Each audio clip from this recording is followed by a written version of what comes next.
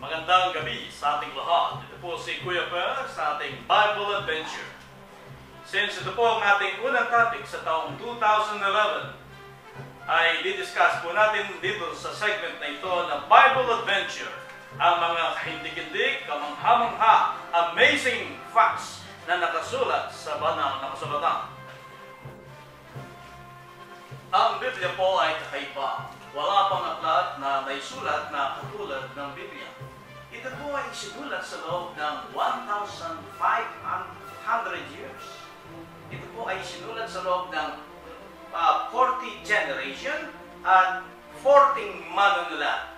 Iba't ibang antas ng buhay ng mga sumulat dito. Meron po mga mangingisda, makata, pastol, mga hari, mga mamubukid, at mga pantas. Of course, nasulat po ang Biblia at ito'y naisakatuparan sa magitan ng patnubay ng banal na Espiritu Santo. Ang Biblia po ay ang best-selling book sa kasaysayan ng daigdig na ito. Sapagkat ang Harry Potter ay isang popular na libro sa panahon ito. Sa total na 7 librong inilabas niya ay may po siyang 400 million kopya. Na dahil ang Biblia naman po ay talagang bestseller. Wala po ninyo 6 billion copies. At ang 2.5 billion po ito ay ibinenta sa mga tindahan.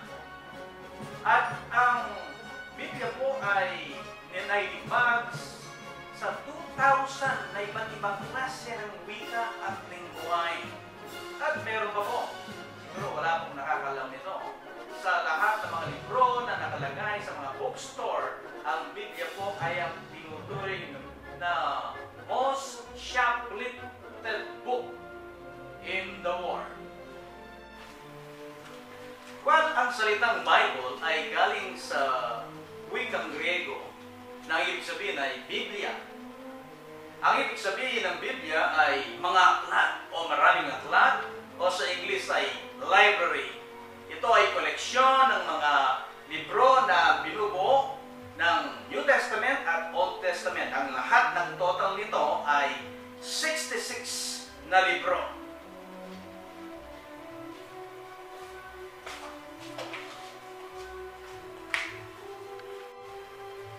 Alam ba ninyo na mayroong 773,693 na salita sa Biblia? At mayroon namang 3,566,480 letra sa Biblia. At para basahin po ng isang regular na taong katulad ko ang Biblia ng malakas, ito po ay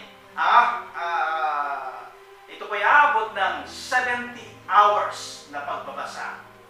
Ang Old Testament po ay mayroong 39 books at ang New Testament po ay mayroong 27 books. At ang total po nito ay 66 books. Dapat bumabasa naman ako. Okay. Si Apostol Pablo po, isang dakilang apostol ng Panginoon Diyos, ay sumulat po ng 14 na aklat ng Biblia at lahat ng ito ay nasa New Testament. Ang New Testament po ay meron pong 27 na aklat, kaya halos kalahati po nito ay isinulat ni Apostol Pablo. Ang Biblia po ay mayroon pong 1,189 na chapters. Ang word o salitang testament, ang ibig sabihin po nito ay kontrata o contract, covenant o di kaya ay kasunduan.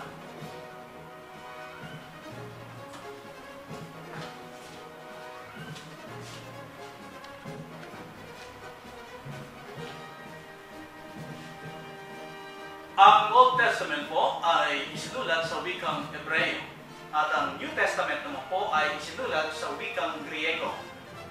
Ang first 3 word ng Biblia ay ang salitang in the beginning. Ang first 5 books naman po ng Biblia, ito po ay sinulat ni Moises. Ang tawag dito ay Pentateuch, hindi po Pikachu. Sa bandang huli naman po ay ang huling salita na matatagpuan pa sa Biblia ay ang salitang Amen. Salamat po!